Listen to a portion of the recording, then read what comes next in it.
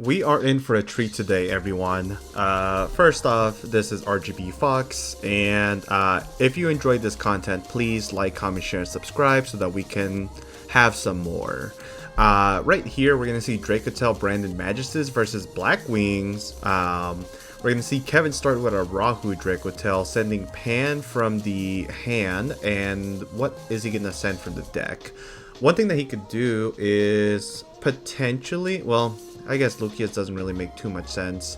Looks like he's going to send Urgla here. So 2 dragons, meaning that Urgla is not going to be able to grab anything. Unfortunately, he couldn't just send Urgla and let's say like a Lucius from hand, but hopefully this is not like the worst case scenario. So Arthelion Chainlink 1, 2, 3 will be Pan Urgla. And we're going to see him set Ketu and Horn. Okay. Now, from here, we're going to see him add back the Urgla. Interesting as he added that back and not Pan. Now he's going to go ahead and open up with Ketu here and is going to search more than likely Lucius, and that is going to be the card that he grabs. From here, I'm imagining to see a 5-mana, fusing off the Lucius and maybe Urgla? I don't know. I feel like he didn't have to add the Urgla in my opinion, but we'll see.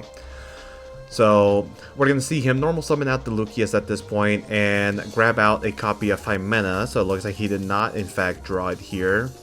He is fusion locked, so he's not going to be able to go into like potential like Magistus line here, but it's likely that if he had it, he would have done it already. So now we're going to see 5 mana fusion summon using the Urgla and the Lucius in order to go ahead and make what exactly? Looks like it'll be the Gulamel. And he did draw Sting, so all he needs is one more set here. So it looks like he is in the clear. So Lucius is going to set... Oh, did he draw both traps? That sucks. Okay, so he's going to set Rahu, and now Urgla is going to attempt to put itself back to the graveyard, or to the bottom of the deck, to grab 5 mana. And I'm expecting to see 2 set cards here. Yep, unfortunate. Well, at the very least he has a follow-up line, and if any of the traps resolves, he can put back Ketu, and then he's in the clear. So, Rocky reading Gulamel. Rocky typically plays Edison, or realistically any Time Wizard format, but I know that he does venture into playing the modern format here and there. So we'll see what he can do here. So he's going to start with an Allure of Darkness. Looks like Kevin's going to stop that. Potentially Kevin is thinking that Rocky is playing Malice here. So yeah, I wouldn't have put back the Pan, thank God, because the Pan is going to be excellent follow-up if Rocky destroys any of the fusion monsters here. So he gets a draw, 3 cards in hand. Rocky looking at his hand here.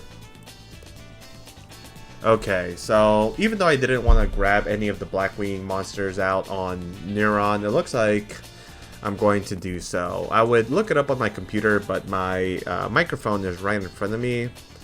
Maybe I should have a stand. Maybe one of these days. So we're going to look it up on Neuron here. This one probably grabs him like a Whirlwind or something, but no. It looks like it's... Oh, this one Synchro Summons, right? We'll see. We'll see. This is what it looks like. So it looks like he activated Chinook. This is going to send a Blackwing Synchro, which was the Blackwing Dragon.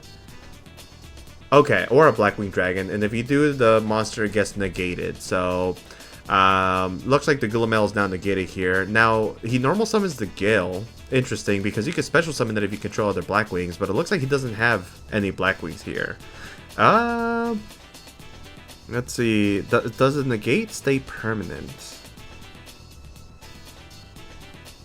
Oh no, just till the end of the turn. Okay, well, Kevin potentially is in a really good spot here. I mean, he has Rahu Dracotail.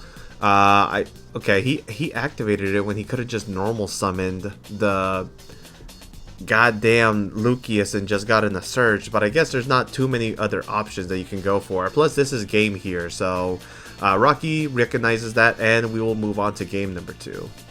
You know, I never thought that I'd be commentating over Blackwings in 2026 for Modern, but here we are, and Rocky does open the Black Whirlwind, and he's going to go ahead and normal summon out one of the newer Blackwing monsters. It's not that new anymore, I guess, but it's called Shamal the Sandstorm. And this is going to... Okay, Kevin. Alright.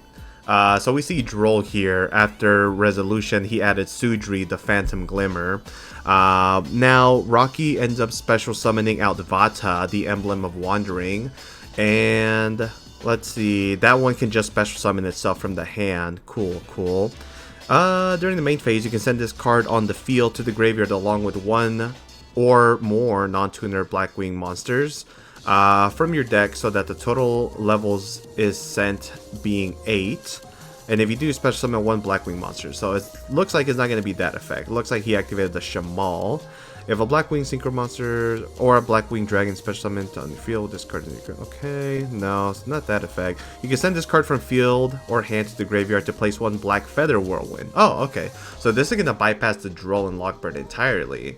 So new Blackwings appear to be able to cheat out synchros and get a lot of effects off to, again, dodge cards like Droll and Lockbird. So, you know what? This deck seems to be pretty cool. I think, personally, I would play this in like something like Genesis, but I don't know if Blackwings has a lot of points in the Genesis format. Now, Black Feather Whirlwind is going to bring back the Vata, I believe. I believe this is whenever a Blackwing Dragon or a Blackwing monster ends up being summoned. So let's see.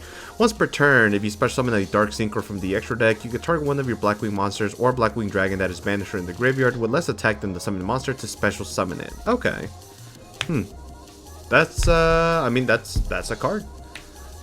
And it looks like Rocky doesn't actually need to play under Droll anymore. Although he would have gotten multiple searches, because I know there's a monster that like gives him a free normal summon by placing a Black Feather Whirlwind. Now, the one that he just summoned right now is Blackwing Sharnga, the Waning Moon. A monster with 2k or more attack is on the field. You can special summon it from the hand. Okay. If you control a Blackwing Synchro monster, you can banish this card from your graveyard, then target one card your opponent controls and destroy it, and that is a quick effect. Okay. But you can only use that effect once per duel. Okay. So it looks like it would be a one-of. Oh, and now we've seen Nibiru hit the board. Okay, looks like Kevin is not going to be seeing that level 10 Blackwing that I believe once it gets 4 counters when your opponent activates a monster effect, it can blow up the field. And here he's using Rocket Tracer as a token. That's funny.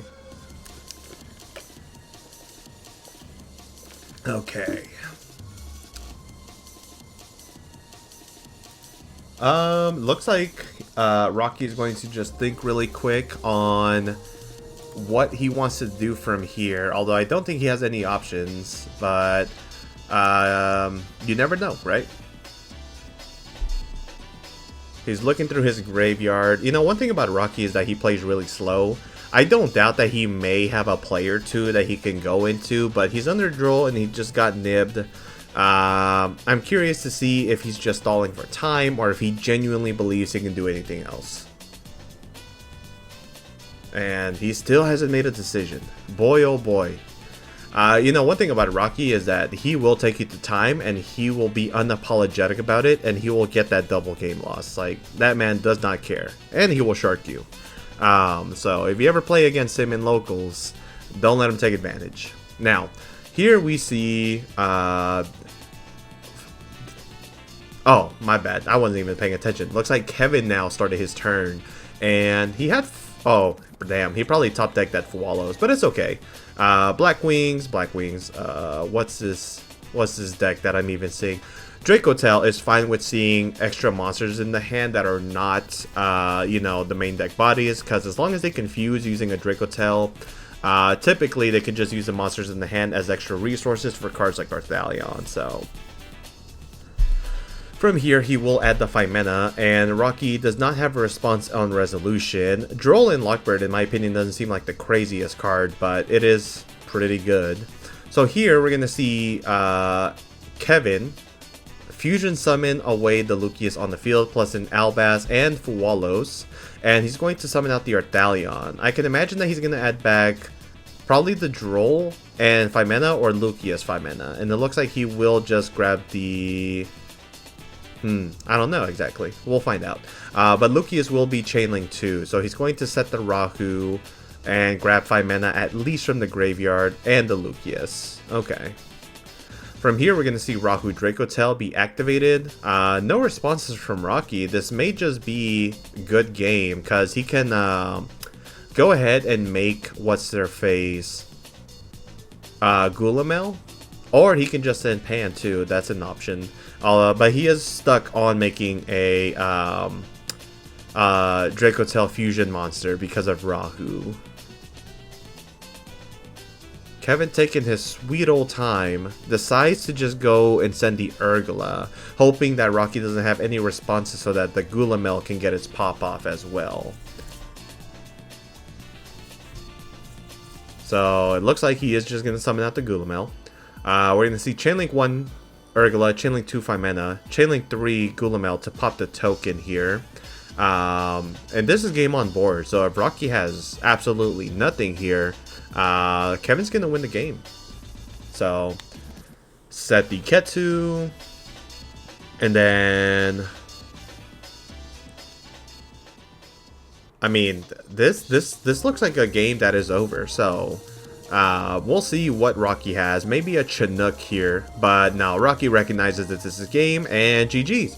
Kevin winning Epik Cards and Games Wednesday night local tournament.